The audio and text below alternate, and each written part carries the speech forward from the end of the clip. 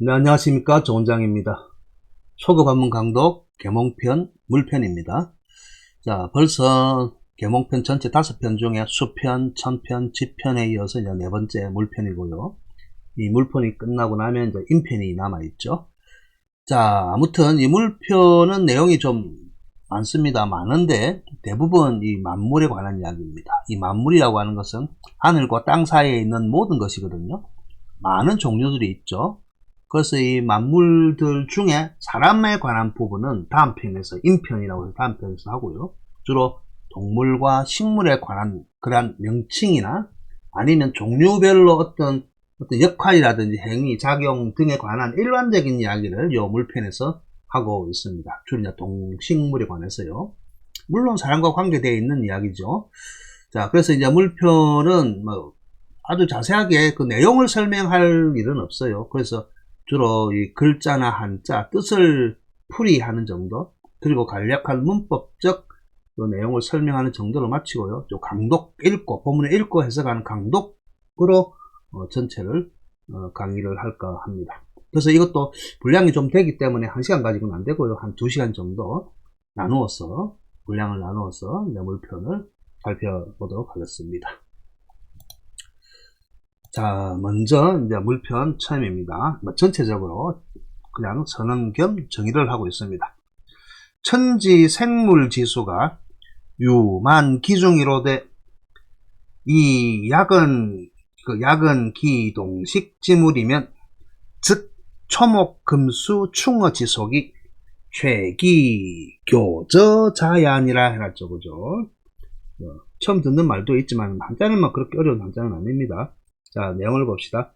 천지가 낳은 만물이란 뜻이에요. 자, 그래서 천지가 낳은 만물의 숫자가 요 갈지자는 수식하는 관형격으로 쓰였죠. 자, 그래서 천지가 낳은 만물의 수가 유만, 자, 유가 있다 없다 할 때는 수로 쓰이죠. 그럼 그 뒤에 오는 것은 전체 이제 보호적 역할을 하는 거죠. 유무를 따질 때는. 그래서 만 가지나 있는데 어떻게 만 가지가 있냐 하면 기중 그 많기가, 자, 그러니까 그 많기가 그것들의 요 동물의 숫자, 동물이야 생물의 천지가 낳은 만물의 숫자가 많게는 만 가지나 있다, 만 개가 있다, 이제 그렇게 해석해야 자연스럽거든요.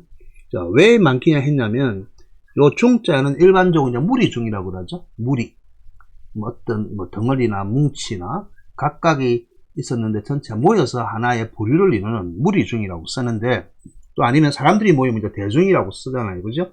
근데 사전에 찾아보면 요 중자에는 하나가 아니고 여럿이 모였기 때문에 다르게 형용사로서 많다라는 뜻도 있습니다. 많다는 뜻이 있습니다. 만든 게 아니고. 자, 그래서 많다는 뜻이 있고요. 그리고 요 기자는 기자의 용법 중에 첫 번째는 대명사죠, 대명사. 자, 대명사, 다르게는 대사라죠. 지시 대명사. 이것, 그것, 저것 할 때 지시사, 지시 대명사고, 두 번째가 지시사. 지시사는 대부분의 명사 앞에서 관형격으로 쓰이죠. 그러니까 관형어로 쓰이죠. 그래서 그죠? 이 사람, 그 사람, 저 사람 해가지고 뒤에 사람을 꾸미는 그러한 관형격으로 쓰이고, 관형사로서, 지시사로서 쓰이고요. 그 다음에 크게 이제 세 번째로는 이제 부사가 있습니다. 여러 가지 또 부사로도 쓰입니다. 부사로도 쓰이고요. 그 다음에 이제 네 번째, 바로 이 기 다음에 수로가 오면 전체를 명사화시킵니다. 명사화시키는 역할을 하는 거예요. 자, 그러면 여기가 중이 많다고 했잖아요. 마늘 다자처럼. 자, 그래서 명사화시키니까 아니면 많기. 많다라는 것에 많기. 그래서 여기 보면 많기가 만 가지나 된다. 종류별로 많기가, 우리말로 이상한 것 같지만 다시 한번 해석해 볼게요. 천지가 낳은 만물의 수가 많기로는 그죠? 숫자가 적다 많다 할 때 많기로는 만이나 있다, 만 가지나 있다, 만 가지나 된다는 이야기예요. 이해하시겠죠? 자, 그리고 무리 중자는 많다는 뜻도 있다는 것. 자, 그래서 약 만일 한다면, 자, 이렇게 문장 속에 나오죠. 이런 것을 캐치해야 됩니다. 자, 같은 약자지만은 만약약, 만일약 하죠. 그래서 만일 뭐 한다면, 자, 바로 뒤에 수가 나옵니다. 자, 그러니까 만약 말을 한다면 이래 되는 거거든요. 무엇을? 이것을 말을 한다면. 자, 기동식 지물이 여기서, 그죠? 기동식 지물. 자, 동식 지물은 다른 게 아니고 동물과 식물에, 자, 그 만물, 동물과 식물에 대해서 말을 한다면 그 말이죠. 그죠? 원래 동물과 식물을 줄여가지고 원래 동식지물이라고 한 거예요. 그래서 나중에 동물식물이라고 이야기하는데 여기에도 또 크기가 나오죠. 크기가 용법 중에. 자, 근데 이것도 대명사로서 쓰이긴 쓰입니다만은 일반적으로 이제 대명사로 쓰일 때 한 사람이나 하나의 물건 하나를 가지고 이것, 그것, 저것 하나를 가지고 대명사 쓸 것이냐, 이같이 만물이면 만가지가 됐잖아요. 만가지의 전체를 하나로 쓰는 게 아니고 만가지가 되는데 그 중에 일부. 자, 만물에는 동물과 식물은 전체의 일부일 뿐이에요. 그죠? 동물과 식물 외에도 얼마나 많은 종류의 그 만물이 있습니까? 자, 그래서 그때 올 때는 그것이 가리키는 것이 하나가 아니고 전체 중에 일부일 때는 그 중에라고 해석하는 겁니다. 그 중이라고, 우리말로.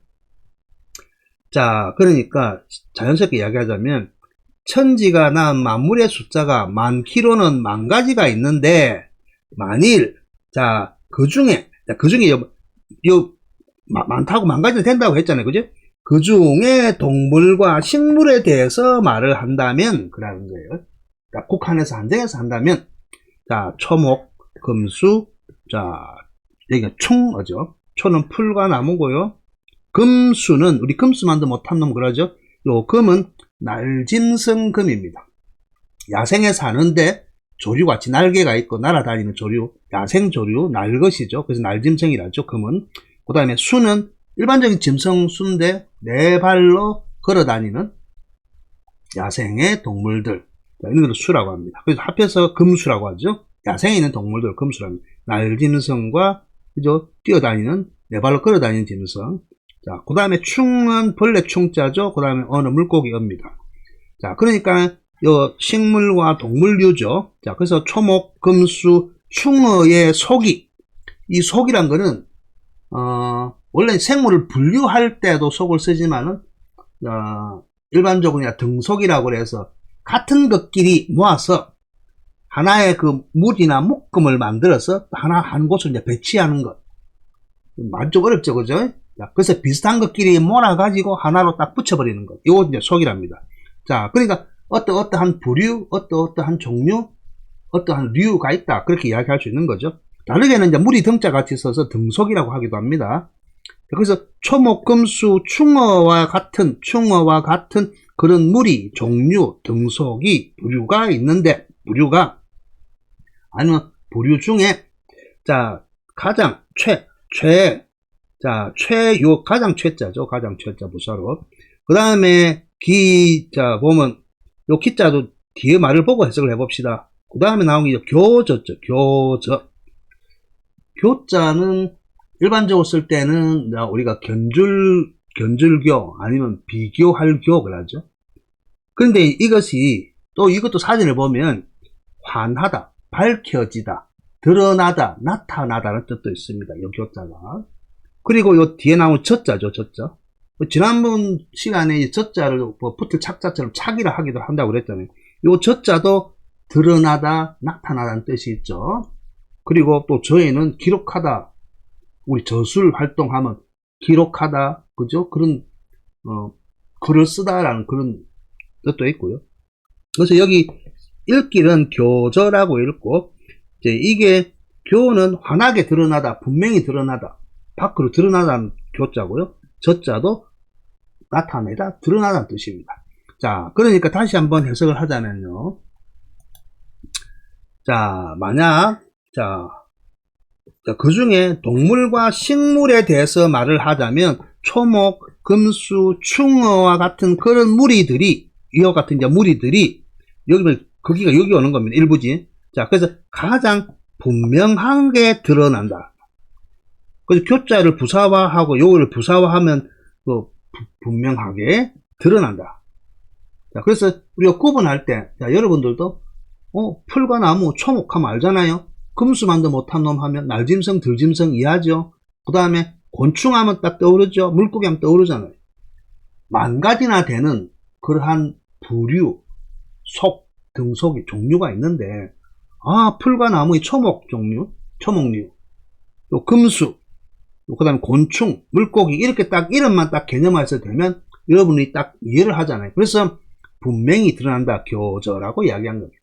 자, 그것들이 분명하게 드러나는 것이다. 자연이라 드러나는 것이다.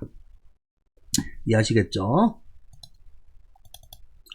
자, 그 중에 이제 앞에 이야기를 했습니다. 자, 초목, 금수, 충어라고 했잖아요. 그죠? 자, 먼저, 비자. 나는 것. 그죠? 날비자니까. 날아다니는 것. 나는 것은 위금. 금이 되고, 요 금이 아까 날짐승 금이라고 그랬죠. 그죠? 자, 그래서 그냥 일반적으로 새라고 하면 됩니다. 그래서 나는 것은 금이 되고, 이 금이 바로 날짐승 새죠, 새. 그 다음에 주자. 주는 달릴 주자니까, 달리는 것은 위수. 요 수는 일반 들짐승이죠, 짐승. 그래서 들짐승이 되고, 위자를 보면 항상 이야기했죠. 항상 강조합니다. 하다, 되다, 지다, 만들다, 사기다, 하다, 되다, 지다, 만들다, 여기다, 삼다. 이거 전부 다 위에 뜻이 있는 거예요. 그래서 나는 것은 새가 되고, 금이 되고, 그 다음에 달리는 것은 짐승, 들짐승, 수가 된다. 들짐승이 된다. 그 다음에 이제, 린계자로, 린입니다. 린계. 자, 두음법칙하면 인이 되겠죠. 그죠? 자, 이거는 비늘, 그 비늘 있죠. 물고기의 비늘. 비늘 린자입니다. 비늘 린. 아니면 인 해도 되고요. 아니면 비늘 있는 동물들이 있죠. 그 어류들은 비늘이 있잖아요. 그죠? 용들도 비늘이 있죠. 자, 그 다음에 요 개는 일반적으로 끼일개라고 하잖아요. 사이사이에 딱 끼다. 근데 끼일개뿐만 아니고 또 뜻이, 두 번째 뜻이면 딱지. 단단한 껍질. 갑옷이란 뜻이 있습니다. 요 개자가. 자, 그러니까 여기 나오는 자, 인개라고 하면, 린개죠. 인개라고 하면, 비늘과 갑옷, 껍질이죠. 그래서 비늘과 껍질이 있는 것은, 그래 해석해야 될 거 아니에요. 그죠? 자, 위충어. 자, 곤충 벌레죠? 벌레와 물고기가 된다. 그 다음에 근식자. 뿌리, 근자죠. 식은 심을 식자죠. 그죠? 자, 그래서 뿌리로 심어진 것. 그렇게 해석하기 자연스럽겠죠? 근식. 뿌리로 심어진 것. 심을 식자입니다. 뿌리로 심어진 것은 위초목. 초목이 된다. 풀과 나무가 된다. 전부 다 한자 이야기지. 그죠? 한자를 알면 그냥 쉽게 이해할 수 있죠. 자, 나는 것은 새, 금이 되고요. 그 다음에 주자 달리는 것은 위수, 짐승이 되고요. 인계자, 인은 비늘린이라고 그랬죠. 비늘과 개, 단단한 갑옷, 껍질이 있는 것은 충, 벌레, 물고기, 벌레와 물고기가 되고요. 근식자는 뿌리가 심어져 있는 것, 심을 수 있는 것, 심어져 있는 것은 초목이다. 풀과 나무가 된다.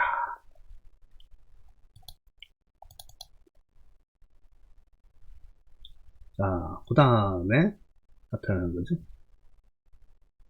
비금, 란익이죠. 알란자에다가 익하면 날개 익자죠. 자, 그 다음에 주수는 태유하며, 비금은 소거하고, 주죠. 주수는 혈처하며, 충어지물은 화생자, 최다이, 다생어, 습지지니라 나왔죠. 자, 비금. 날아다니는 새죠.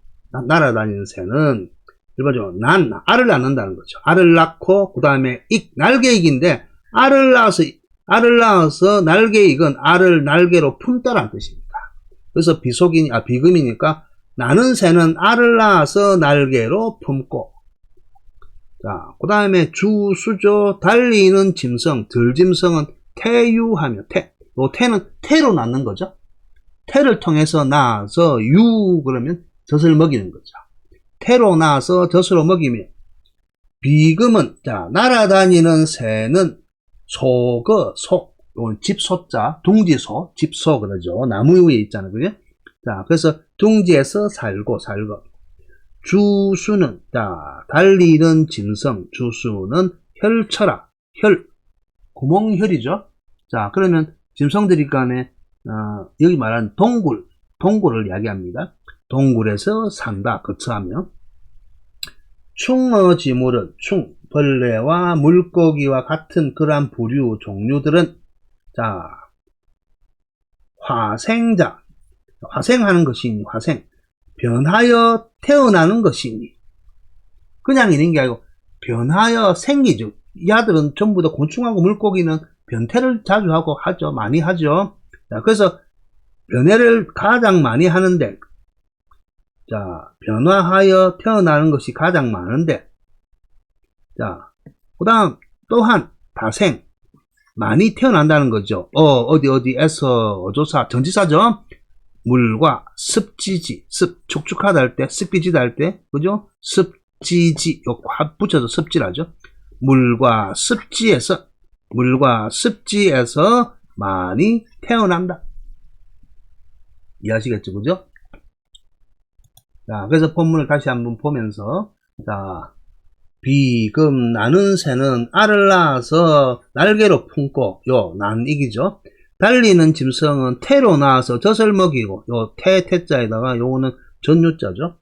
날아다니는 새는 집소자니까, 둥지소자니까, 둥지집에서 살고, 새집이죠.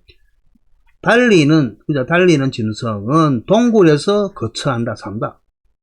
그래서 곤충과 물고기와 같은 그러한 종류들은 나중에 변화하여 생기는 것이 가장 많은데, 그죠? 변태를 한다는 이야기예요. 또한 많이 태어난다는 거예요. 많이 태어난다.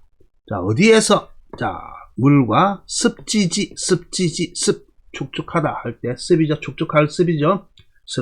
물과 습지에서 많이 태어난다.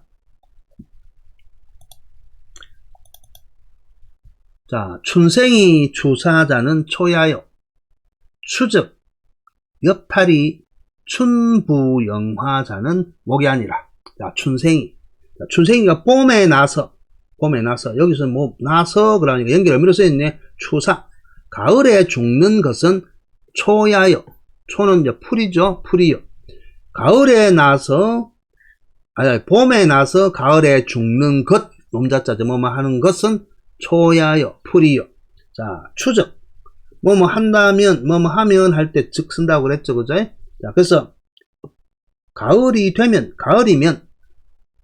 아니면 문자로, 고대 문자 쓰면, 가을인 즉슨, 이런 말도 쓰죠. 그죠? 자, 가을이면, 옆탈. 잎사귀 옆이죠. 잎사귀가 탈은 벗는 거죠. 옷을 입어서 벗는 것. 그리고 보면 잎사귀가 떨어진다는 그런 의미겠죠. 그죠? 가을이면 잎사귀가 떨어지고, 자, 떨어지고라고 하는 접속 연결 의미로 쓰인 거죠. 그 다음에 춘부영화자는 봄이 되면 다시 부로 읽어야 됩니다. 부로 읽어야 되고요. 일반적으로 복이죠. 회복하다 할 때, 수로로 쓰여서 회복하다 할 때는 이 자리가 수가 되는데, 다시로 읽을 때는 그거죠. 부사죠. 부사를 다시로 할 때는 부라고 읽어야 됩니다. 자, 그래서 춘부영화자. 영화할 때 영도 꽃화입니다. 꽃화예요. 자, 근데 여기 또 수로로 쓰이면 꽃이 피다가 됩니다. 그렇기 때문에 놈자자가 있다는 거는 요 자체가 완전한 명사구가 아니라는 거예요. 자, 그렇기 때문에 요 나오는 명사를 수로로 만들어줘야 돼. 자, 봄에 다시 꽃이 피는 것은, 목이 아니라, 나무이라. 이해하시겠죠? 자, 다시 한번 읽고 해석할게요. 춘생이 주사자는 초야요. 추적 타렵이 춘부영화자는 목이 아라. 자, 봄에 나서 가을에 죽는 것은 풀이요. 가을이 되면 잎사귀가 떨어지고, 봄에 다시 영화자. 피는 것. 봄에 다시 꽃이 피는 것은 목야니라. 목야. 기본적으로 목야니라. 나무니라. 나무이다. 그 말이죠. 기엽 창취요. 귀엽 창취요. 기화오색이니. 기근심자는 지엽이 필무하고 기유화자는 필유실이니라. 자, 기엽. 자, 아까 나무 이야기했죠. 나무에. 나무의 잎사귀는, 자, 기본적으로 풀을 창자. 요거는 취자죠. 요 취자인데, 원래 새로 치면 물총새 취자고요. 그리고 비취 있죠. 비취. 우리 보석 중에 비취가 있잖아요. 지금 여기 있는 그거, 배경화면에 나와 있는 색이 비치색 비슷한 물이 하죠. 요거보다 더 밝죠. 그죠? 파란색. 요 녹색과 파란색 사이에 비치색인데. 그래서 그 잎사귀는 그냥 푸르다. 그죠? 아니면 푸르게 되다. 그죠? 그렇게 해석하면 되고요. 그 잎사귀는 푸르고요. 자, 그 꽃은, 나무의 그 꽃은 오색이니, 기화오색이니, 또 그 뿌리는, 자, 그 뿌리가 깊은 것. 이래야 되겠네. 그죠? 그 뿌리가 깊은 것. 나무의 뿌리가 깊은 것은 지엽이, 가지와 잎사귀가 필무하고, 반드시 무성할 무자예요. 무성할 무. 반드시 무성하고. 기유화자는, 자, 그 유화자. 자, 그 꽃이 있는 것. 꽃이 있는 것은, 자, 그 꽃이 있다는 것은, 근데 유화니까, 그죠? 꽃을 있다가 이거 꽃이 있다. 보호적으로 해석하기 때문에 이 가를 쓴다고 그랬죠. 꽃이 있는 것은 반드시 유실이니라. 유실. 열매가 있느니라. 이 말은 열매가 맺히느니라. 맺는다는 거죠. 열매가 맺는다는 겁니다. 다시 한번. 기엽 창취요. 기화오색이니. 기심근자는 지엽이 필무하고 기유화자는 필유실이니라. 그 잎사귀가 푸른 것은 푸르고요. 그게 나무죠. 나무의 잎사귀니까 그 잎사귀는 아주 푸르고요. 그 다음에 그 꽃은 오색이고요. 그 뿌리가 깊은 것은 가지와 잎사귀가 반드시 무성하고 기유화자는 그 꽃이 있는 것은, 자, 그 꽃이 있다는 것은, 그 기가 나무라고 그랬죠. 나무에 꽃이 있다는 것은 반드시 유실, 열매를 맺게 되니라. 그렇게 해석해야 되죠. 자, 그 다음에 이제 동물로 넘어옵니다. 동물로. 자, 그래서 나무도 나무지만 동물의 종류도 좀 외울 필요가 있겠죠. 호, 표, 서, 상지, 속. 자, 호, 표, 서. 자, 호랑이, 표범. 요 서자는 밑에 물소가 있죠. 소우가 있죠. 물소, 무소. 상은 코끼리 상이죠. 호랑이와 표범과 물소와 코끼리의 등속은, 그 물이에요. 여기까지 물이에요. 등속은. 어산. 자, 있다는 거예요. 어산. 산에 있다. 어디에 있다. 산에 있고. 산에 산다는 거예요. 자, 우마, 개견지물은, 소와 말과 닭개자죠. 닭과 개의 그런 무리는, 여기서 물을 이제 무리라고 해야 되겠죠. 그런 종류 무리는 축어가하니. 자, 여기서 조심해야 됩니다. 여기 보면 이 자체 축이에요. 축. 거꾸로 이르면 가축이에요. 가축. 그래서 이 축자를 가축축 그러거든요. 가축축. 근데 아니면 짐승축 그렇게 부르는데, 실제 요 축자를 사진을 찾아보면요, 소리가 두 개가 있어요. 축이 있고 하나는 흉이 있어요. 흉. 학생을 훈육한다. 그 말 들어봤죠? 훈육한다 할 때. 요 흉으로 읽을 때는 기르다라는 뜻이 있을 때는 흉으로 읽어야 돼요. 그러니까 실제로는 휴거가 해야 되는데 축은 쌌다 아니면 짐승이란 뜻이에요. 그래서 소와 말과 닭과 개의 그런 무리들은 휴거가 집에서 기른다는 거예요. 그럼 휴기라고 해야 되는데 왜 자삼다 축이라고 하느냐? 알고 보면 고집일 수도 있고, 그렇게 옛날부터 해왔기 때문에 그렇게 따라 하는 거예요. 어떤 책이든지, 아니면 대부분 사람들이 그렇게 축이라고 읽습니다. 왜? 또 축이라고 읽으니까. 근데 뜻은 흉이에요, 흉. 사람들의 그 고집이 변하지 않는 고집인데, 가령 예를 들어서 이런 게 있어요. 자, 우리 옛 나라 중에, 자, 이런 게 있죠. 한번 읽어보세요. 나라 중에 고구려라는 나라가 있습니다. 고구려. 대부분 다 읽고 있겠죠. 자, 고구려라고 해요. 근데 요 려자를 사전에 찾아보면, 기본적으로 이제 화려하다, 아름답다, 빛나다, 그죠? 뛰어나다, 그런 의미로 형용사로 쓰이죠. 그죠? 그런데 사전에 저 뒤쪽에 가보면, 그러나, 자, 나라 이름이나 고을 이름, 지명을 나타낼 때는 리로 읽으라고 하고 있어요. 사전에서. 그러면 리라고 읽으면 고구려가 아니고 고구리라고 읽어야 될 거 아니에요. 그죠? 고구리. 그리고 구가 없고 고려면 고리라고 읽어야 되는데, 자꾸 이제 고구려 하다 보니까 고구려라고 쓰는 거예요. 그럼 사전에는 리라고 읽었는데 사람들이 안 따라가는 거예요. 실제 이제 가만 생각해 보면 옛 사람들은 고구려라고 했을까, 고구리라고 했을까? 우리를 고리 민족이라 하죠. 고리의 민족. 우리 민족의 상징, 우리 도기적 민족의 상징은 전부 다 고사리와 같은 고리잖아요. 태극 문양이 다 고리 문양이잖아요. 근데 우리는 지금 고구려 하고 지금 배우고 있잖아요. 누군가는 고구려라고, 리라고 읽으라고 하는데, 려를 고집하는 사람들이 있다는 거예요. 잘못을 따진다는 게 아닙니다. 그러니까 이것도 마찬가지예요. 원래 해석상 사전에는 기르다 할 때는 흉이라고 읽으라고 하고 있는데 자꾸 축어가 하고 있는 거예요.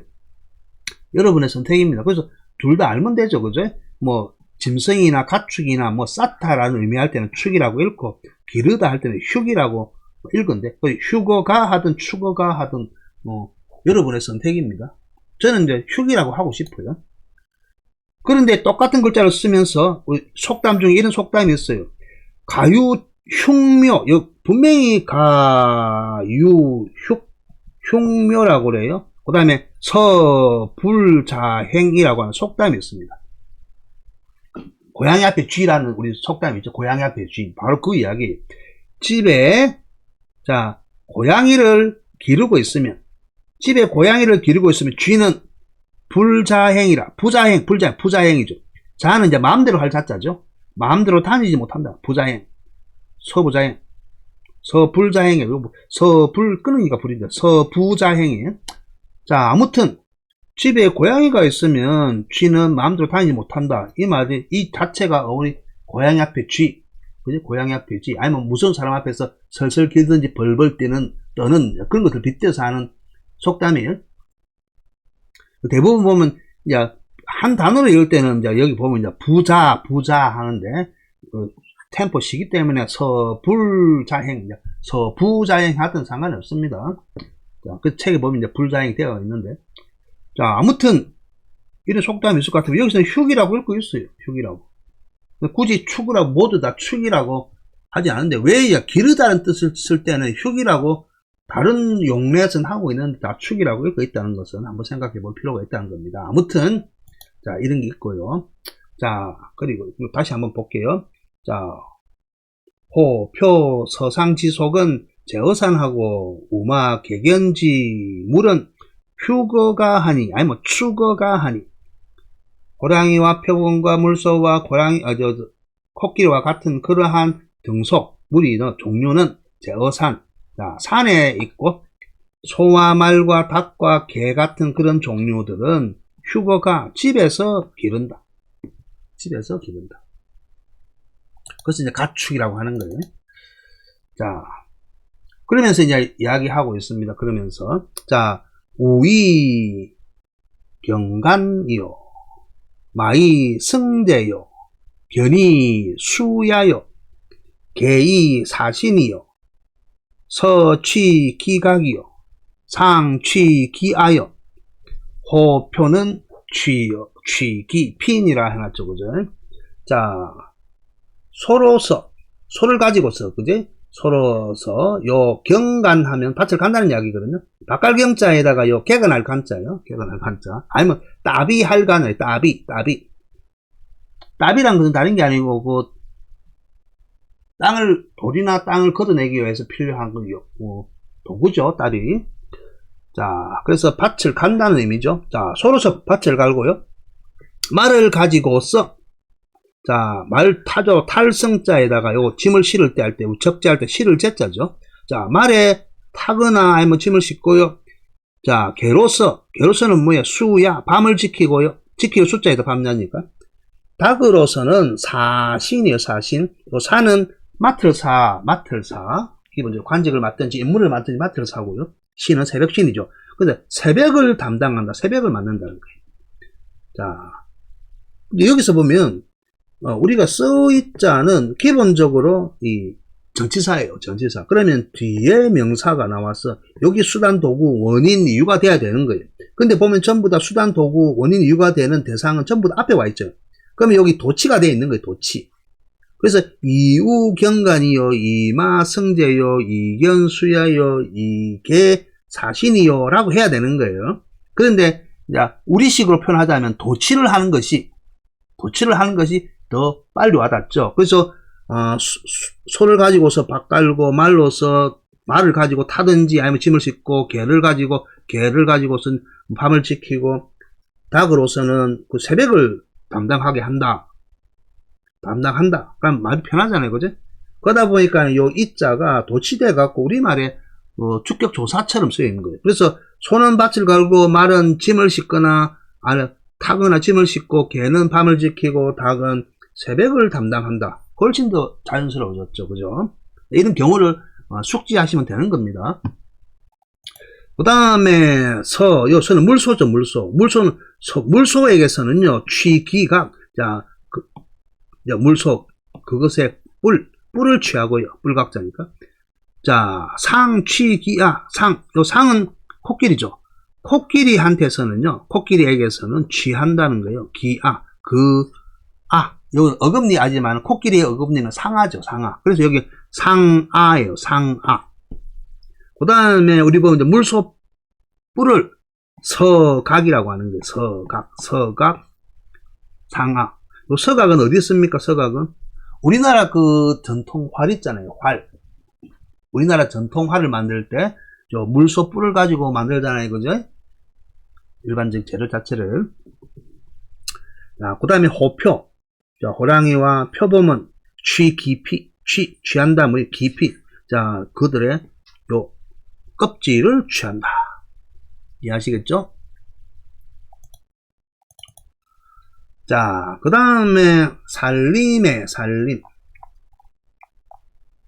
자, 살림이니까 이 함자로 된 문장은 한자. 자, 우리가 고정되어 있는 정확히 아는 지명이나 인명이나 여러 글자로 된 그 고유명사가 아닌다 하면 한 글자 다 풀이해야 됩니다. 그래서 산과 수배, 살림이니까 다 많다는 거예요. 많다는 것이 결정이 되어버리면 나머지는 뭐예요? 뭐가 많다가 되겠죠. 자, 불축지금수. 자, 요 또 여기 축이라 할지 휴기라 할지는, 자, 뜻을 가지고 사타라는 의미가 같은 축이라고 읽고 기르다 하면 휴기예요. 자, 그러니까 불휴지금수에야 기를 수 없는 금수, 짐승이죠. 산과 숲에는 기를 수 없는 짐승이 많다는 거예요. 그래서 여기 전부 다 보호로 쓰인 거 아니에요. 기를 수 없는 짐승. 자, 그 다음에 천택이죠. 내천, 시내와 요 택은 모택자죠, 모택. 자, 그래서 시냇물과 모세는 다 많다는 거예요. 자, 뭐요? 요것도 역시 똑같은 수로고 전체가 보호예요. 무익한, 이익이 없는, 그죠? 곤충과 물고기가 많다. 대부분 보호로 해석할 때는 뭐가 수로가 나오는 거죠. 보호 형태니까. 기본적으로 을로 나오면 목적어지만은 이 가로 해석이 되는 것은 유무죠, 그죠? 유수로, 무수로 하면, 자, 그죠? 무엇이 있다, 무엇이 없다. 이 가 되는 거죠, 그죠? 이와 같은 겁니다. 다시 한번. 살림, 자, 다 불축지 금수하고, 천택, 다 무익지 충어라. 이야기했죠. 산과 숲에는, 자, 이 전체가 기를 수 없는, 축해도 되고 휴해도 된다 했죠. 자, 불축지 금수가 많고, 자, 기를 수 없는 짐승들이 많고, 자, 시내와 모세는, 자, 여기도 수로고 전체가 뭐가 됩니다. 무익한, 자, 곤충, 벌레와 물고기가 많다는 거예요. 무익하다. 자, 고로, 자, 사람이 이력살하고, 인이력살하고, 인이 지취하여, 혹, 용기, 골각하고, 혹, 공어죠. 혹, 공어, 제사, 빈객, 음식, 지간이니라, 그죠? 자, 그런 까닭으로, 산에는 기를 수 없는 짐승들이 많고, 그죠? 시냇물과 모세는, 인간들한테 아주 무익한 이익이 없는 그러한 벌레나 물고기가 많다고 그랬잖아요. 그런 까닭으로 사람은 이력으로서 전치사니까 힘을 가지고서 그것들을 죽이고 그 말이에요. 인이 지취하여 사람이 이게 전치사니까 뒤에 영향을 미치면 지혜로서 항상 전치사로 쓰이면 요 뒤에 오는 명사구의 전치사인 거예요. 앞에 있다 해서 전치사예요. 그래서 사람이 지혜로서 취하여. 자, 그 다음에 혹은, 이 혹이 나오면 여기도 혹이 나오죠. 혹은 어떤 경우에는 이렇게 해석을 하면 됩니다. 자, 이용하라는 거예요, 이용. 뭘 이용하느냐. 이게 이용하라는 거기 때문에 뒤에는 전부 다 목적어예요. 자, 모의 털이죠. 우는 깃털이죠. 털이고 깃털이고 골은 뼈고 각은 뿔이죠. 자, 그래 그것들의 털과 깃털과 뼈와 뿔이죠. 뿔을 이용하고 그 다음에 혹은 공은 이바지할 공자죠. 이바지해라는 겁니다. 이바지한다는 것은 좋은 용도로 사용하는 뜻이죠. 어디에 이바지하라는 건데, 자, 제사죠. 그 다음에 빈객 음식 지간 해놨죠. 빈객이면 손님이죠. 자, 빈도 손님이고 객도 손님이잖아요. 그죠? 그래서 손님에게 내갈 음식을 내갈 때, 음식지 간 하면 요 간은 보통 사이나 틈을 나타내기도 하지만은 뭐한 때라고 쓸 때도 있어요. 장졸지간에 하면 아주 갑자기란 시간을 나타내잖아요. 그래서 제사나 손님을 접대할 음식을 내갈 때에 이바지한다는 거예요. 그죠? 제공한다는 거겠죠? 음식. 그래서 제사와 손님에게 음식을 내갈 때, 접대할 때, 그때에 제공한다는 거예요. 무엇이? 아까 말한 산에서 기를 수 없는 음식들과 우리가 물고기라든지 벌레라든지 무익한데 알고 보면, 근데 그것을 제사와 손님 접대용 음식으로서 사용된다. 즉 제공하기도 한다는 거예요. 손님을 맞이할 때, 접객할 때. 다시 한번 읽을게요. 자, 고로 인이 역살하고 인이 지취하여 혹용 모우 골각하고 혹 공어 제사 빈객 음식 지간이니라. 맞죠, 그죠?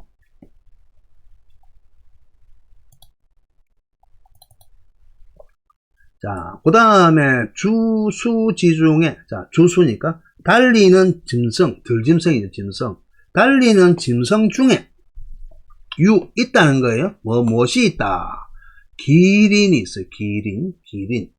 여기 나오는 기린은 한자로는 똑같이 쓰지만, 그냥 아프리카에 있는 영어로 지라프라고 그러죠? 목이 긴 짐승. 자, 그 기린이 아니고요. 전설상의 영물입니다. 영물, 기린이라고요. 전설상의 영물을 이야기합니다.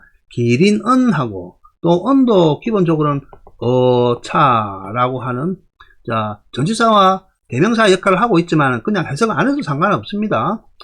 굳이 따질 필요는 없어요. 자, 그래서 달리는 짐승 중에 기린이 있고 또 비금지 중에 비금이니까 나는 새죠. 날짐승이니까 나는 새 중에 비금지 중에 유봉황언하고 자, 봉황이 있다는 거예요. 봉황.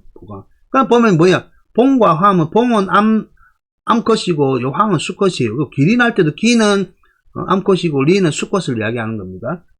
자, 그 다음에 충어지 중에 충 벌레와 물고기 중에 물고기 등속 무리들 중에 유령귀하고 영험한 거북구 해도 되죠. 거북귀, 거북구 해도 됩니다. 자, 그래서 영험한 거북이 있고 또 유비룡, 자, 날아다니는 용이 있다는 거예요. 어는 굳이 해석을 안 해도 상관이 없습니다. 상관이 없습니다. 뭐 어기사이기 때문에 어기사는 해석할 때도 있고 안 할 때도 있지만 안 해도 무방해요, 대부분. 왜냐면 말의 기세이기 때문에. 이해하시겠죠? 자, 여기 나타나는 전체 보면 요 기린이라는 영물이고 봉황이라고 하는 영물, 그 다음에 영구, 영귀라고 하는 요 거북이 영물이고, 그 다음에 비룡이라는 영물입니다. 이게 뭐 전통적으로 우리가 아주 좌청령 우백호 전주작 후 현무에서 정령백호 현무주작이라고 하는 사신 사방신에서 나타나는 그런 신령스러운 동물들처럼, 전설상의 동물들이죠. 전설상의 영험한 동물들처럼 일반적으로 이런 것도 있다는 거예요. 자, 전설상의 영험학인데 지금은 뭐 안 나타나지만 옛날에 많이 나타났다고 해요. 그래서 차사물자는, 자, 여기서 이 사물이가 이 네 가지 영물은, 그 말이에요. 네 가지 영물은 이내 곧 물지 영이자가 아니라, 자, 그죠. 만물 중에서도 영이, 자, 아주 영험한 신령스러운 그런 뜻이죠. 그 다음에 이는 기본적으로 이제 기이하다는 표현을 쓰지만은 이 자체가 다를 리자인데, 다를 리자는 사람을 비유하자면 생김새, 얼굴, 모양 자체가 다른 존재죠. 그냥 이상하다 생각하지 마시고, 이상할 리자. 그리고 이 사람은 생김새는 다르지만은 기본 사람들보다 아주 월등한 신체를 갖고 있는, 월등한 다른 뛰어나고 빼어난 능력을 갖고 있는 거예요. 그러면 여기 이자는 빼어나다, 뛰어나다 이런 개념이 포함되어 있는 겁니다. 그래서 아까 앞에서 말하는 기린이나 그 다음에 기린 다음에 뭐가 있었죠? 봉황이나 영귀나 영구나 아니면 또 비룡은 일반적인 동물들보다 월등히 뛰어나잖아요. 그죠? 그래서 아주 신령스러운 빼어난 존재들이다. 그렇게 해석하면 됩니다. 실제 그렇게 보면 되고요. 그리고 일반적으로 우리가 특별하다 할 때 특자예요. 특별하다 할 때 특별하다, 특수하다고 하는 것들은 전부 다 특이나 특이나 별은 전부 다 보통 기준이 되는 것들보다 다 뛰어나고 빼어나고 능력이 아주 일반적으로 높다는 그런 의미를 나타내는 말들입니다. 알겠습니까? 그래서 신령스럽고 뭐 영특하다 해도 되고 빼어나다 해도 되고 뛰어나다 해도 되는 겁니다. 자, 그래서 이 네 가지의 동물, 영물은 이내 곧 만물 중에서도 영험하고 신령스럽고 빼어난 존재들이다. 빼어난 것들이다. 그 말이. 어떤 때에는, 이 말이. 어떤 때에는, 자, 주로, 어디에서 나타난다, 나온다는 겁니다. 뭐냐? 성왕지세, 성왕의 세상에 나오는 것이다. 이 말은, 대부분 보면 이제, 임금이, 빼어나고 영탕 임금이 나라를 잘 다스리면 태평성대한다는 그 태평성대의 상징으로서 이러한 신령스러운 영물이 인세에 사람이 사는 세상에 나타난다라고 하는 그러한 사고방식을 갖고 있는 거예요. 아시겠죠? 자, 그 다음에는 이제 사람들이 먹는 곡식으로 넘어가 볼까요? 곡식. 자, 이 곡식의 이름이 다른 한자들에 비해서 오히려 사람들하고 가깝지만은 지금 우리가 사용하고 먹지 않은 곡식들, 그리고 여러분들도 다른 글자들에 비해서 다른 무리, 등속들, 부류들의 글자에 비해서 좀 어려워하는 게 곡식의 이름이에요. 맨 먼저 도량서직은 써놓을게요. 자, 도량서직은 제사지서의 공자, 요 자자입니다. 자성자야요. 자, 두숙 모맥은, 자, 모맥. 자, 요 곡이죠. 자, 그래서 두숙 모맥지곡은 영무비 양인명지물이라. 고로 백초지 중에 곡식이 최종이요 해왔죠. 자, 여기 나오는 도량서직하고 두숙 모맥하고 이건 무조건 한 단어쯤 외워야 됩니다. 도량서직, 두쑥모맥, 뭐 자주 오전에 많이 출전하는 이 곡식의 종류를 열거할 때 이렇게 나옵니다. 도량서직. 요 도자는 벼를 이야기해요. 벼도자예요. 벼도자고. 그리고 사진을 찾아보면 여기 량서직 하면 기장량, 기장서, 기장직이라고 해놨어요. 그래서 기장이라고 해놨어요. 그리고 뒤에 나타나는 요 자도 기장이라고 해놨어요. 기장이라고 해놨는데, 이 기장은 뭐 저 동네 미역 나는 동네, 그 멸치 나는 동네도 그 기장이고, 기장 대표 기장이고, 사람들 옷 아랫돌이 그 길이도 기장이라고 하죠. 근데 나이 드신 분은 잘 알죠. 곡식 중에 기장밥이라고 해갖고 그 곡식인데, 여기 나오는 벼와 기장은 다른 게 아니고 좀 신령 쓰던 곡식이라고 해가지고 일반 사람들이 먹는 게 아니고 신한테, 조상이나 신한테 제사 드릴 때만 쓰는 음식이에요. 그 왜냐하면 그 모양 자체가, 여러분 뭐 이상한 상상을 하는 게 아니고 모양 자체가 남성의 그 정액이 그냥 우리 그때 여러분 조 같은 거, 벼 같은 거 그런 거 굽에서 익어 있을 때 그 모양 자체가 남성의 정액을 상징하고 정액의 모양을 상징하고 남성의 성기를 상징한다고 해가지고 신령스럽게 생각한 거예요. 그러다 보니까 여기 나오는 원래 보면 이거에 지금 다 기장이라고 하는데 요 도자는 이제 벼 화자처럼 벼예요. 벼를 상징하고, 량은 기본적으로 양은 이제 밑에 쌀미가 있죠. 그러다 보니까 요만 좁쌀을 나타내고, 요 서자는 그냥 요 기장이 일반 기장이고, 그 다음에 직은 피죠. 피. 그 논에 보면 논액을 해본 사람들은 키우다 보면 피가 있는데, 벼, 조, 기장, 피예요. 피. 다 이것들이 옛날엔 다 곡식으로 사용됐는데 공통적인 특징이 보면 남성의 그 시기 성기와 관련되어 있고 정액과 관련되어 있다고 그렇게 관념적으로 생각했기 때문에 이것들은 신령스럽다고 해서 제사에만 올리는 제수용 곡식이에요. 그래서 옛날 사람들은 아주 옛날 사람들입니다. 그래서 뒤에 제사 지소이, 자, 그러니까 제사에서 요 소위 공 해놨죠. 요 공은 이바지하다, 바치다, 올리는 까닭이다.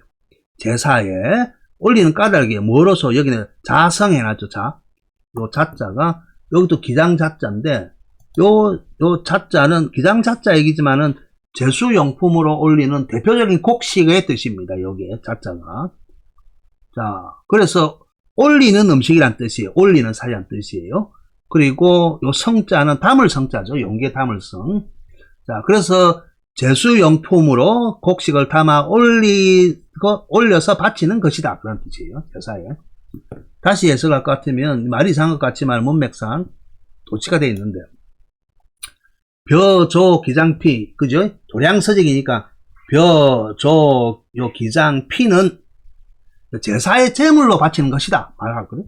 그냥 일반 한마디로 말하면 제사의 제물로 바치는 것이요 라는 뜻인데, 또 제사, 그 다음에 소위 무만 까닭, 공하는 까닭, 공이면 이바지에 올리다는 뜻이고, 요 자성이 요 제수용품이라는 뜻이에요.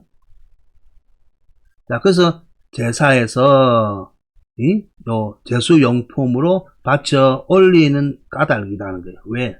여기 아주 그거 하기 때문에 신령스러운 곡식이라고 여겼기 때문에. 그 다음에 있는 것이 일반적으로 이제 먹는 일반 사람들이 먹는 게 콩두라기보다는 파채음이에요. 콩두지만은 파채음이에요. 그 다음에 뒤에 있는 요 쑥은 콩쑥이에요. 콩. 그 다음에 여기는 모죠. 요 모는 보리예요. 모도 보리고 맥도 보리예요. 근데 요 모는 대맥이에요. 대맥. 그 다음에 요 맥은 소맥이에요. 소맥. 그러니까 요 두쑥 맥 그러죠. 아무튼 제가 글을 이상하게 써서 그러는데, 자, 그래서 여기 중에 여기 숭맥이라는 거 있죠. 숭맥. 우리 숭맥 하면 콩하고 보리도 가리지 못하는 얼치기라, 바보라 그런 의미에서 이제 숭맥이라는 그런 말도 여기서 나왔죠. 그죠? 자, 이와 같은 곡식은, 자, 여기서 말하는 두쑥모맥, 팥, 콩, 대맥, 소맥, 보리죠. 이 같은 팥이나 콩이나 보리와 같은 곡식 역시 무비하면 아닌 게 없다는 거예요. 아닌 게 없다. 뭐냐면 뒤에 보세요. 인명지물. 자, 인명이니까 사람을 키우는, 기를 양자죠. 사람을 기르는, 물은, 물건이라 하는 게 낫겠죠, 그죠? 사람을 기르는 물품이 아닌 게 없다. 물건이 아닌 게 없다. 그런 까닭으로, 백초지중에, 백초니까 만가지 풀, 백가지 풀이라고 온갖 풀이란 거죠. 자, 온갖 풀 중에, 곡식이죠, 곡식이. 자, 최중, 가장, 중요하다는 거죠. 곡식이 가장 중요하다. 그렇게 이야기하고 있습니다. 자, 그 다음에, 오늘은 여기까지 딱 합시다. 여기까지 딱 하면 되는데. 자, 상설이 부조하고, 요 조자는 시들조자입니다. 그 다음에 금년하다 할 때 열이죠. 사시이 장춘자는 송백년이, 자, 중목지중에 송백이 최긴이라 해놨죠, 그죠? 자, 범한다. 이 범하는 것이 뭔지 알죠, 그죠? 범하는 것은. 자, 침범하다는 의미인데, 이 서리와 눈을 그러니까 서리와 눈의 침범을 받는다는 거예요. 피동적으로 해석을 하면 됩니다. 서리와 눈의 침범을 받고서도 부조하고 시들지 않는다. 부조하면 시들지 않는다. 서리와 눈의 범함을 당하고서, 침범을 당하고서도 조는 시들조자예요. 시들지 않고. 자, 그 다음에 열하면, 자, 열은 기본적으로 열자는 우리 검열하다 할 때 열이죠. 검열하다. 검열하는 것은 뭐예요? 남들이 한 것을, 남들이 했던 일이라든지 모든 그 상태를 그거 하는 거 아니에요. 꿰뚫어 보는 거 아니에요. 그죠? 가리고 분간하고 읽어보는 거죠. 그러다 보니까 요 검열의 열에는 보다라는 뜻이 기본적으로 있습니다. 기본적으로. 자, 그래서 보다라는 말이 있기 때문에 사시하면 사시는 추나추동이죠. 추나추동을 보니, 이 말은 추나추동을 지내보니, 겪어보니 그런 뜻이에요. 아니면 보내다라는 의미도 있고요. 소리에서 그래서 온 겁니다. 그래서 추나추동을 보내고서 장춘하는 것, 장춘자 해놨죠. 긴 봄이 아니에요. 긴 봄이 아니고, 이 장자에는 부사로 쓰면 장자가 늘, 항상, 언제라는 뜻이 있어요. 오래도록, 늘, 언제나, 항상이라는 뜻이 있습니다. 자, 그래서 사시를 보내고서도 늘 봄인 것은 송백년이, 소나무와 잣나무죠. 소나무와 잣나무니, 이 뜻은 사시사철 풀은 상록수를 이야기하고 있는 겁니다. 자, 그러면 이해 가시겠죠? 처음부터 다시. 서리와 눈의 침범을 받고서도 조는 시들조라고 그랬죠, 그죠? 시들지 않고 또 사시를 보내고서도 장춘하는 것. 장춘은 늘 봄인 것은, 봄이니까 푸름의 상징이잖아요. 소나무와 잣나무이니. 자, 중목지중에, 중하면 아까 맨 처음에 이야기했죠. 많다는 뜻이 되어있죠. 많다. 그래서 많은 나무들 중에, 그렇게 해석하는 거예요. 많은 나무들 중에 소나무와 잣나무가, 송백이, 소나무와 잣나무가 최긴이라, 가장 귀하니라. 가장 귀하니라. 이해 가시겠죠? 자, 이렇게 해서 1부는 물편이죠. 물편 첫 번째 강의는 여기까지 하고요. 남은 강의는 다음에서 이어가도록 하겠습니다. 자, 전체 오늘 했던 이제 물편의 내용 중에 동물들, 식물들 종류라든지 아니면 그 역할을 하면서 나온 단어들이 처음 오는 것들이 많죠, 그죠? 그래서 당장은 외우기 힘든다 할지라도 두 번, 세 번 계속 독사하듯이 보다 보면 먼저 소리로서 읽을 줄 알고요. 그 다음에 나중에 보다 계속 독서를 하다 보면 전체가 저절로 눈에 들어옵니다. 눈에 들어오니까 나오는 새로운 단어가 많다고 해서 거리하시지 마시고 인내심을 가지고 남은 인생도 긴 것처럼 열심히 공부를 해 보도록 합시다. 자, 수고하셨습니다.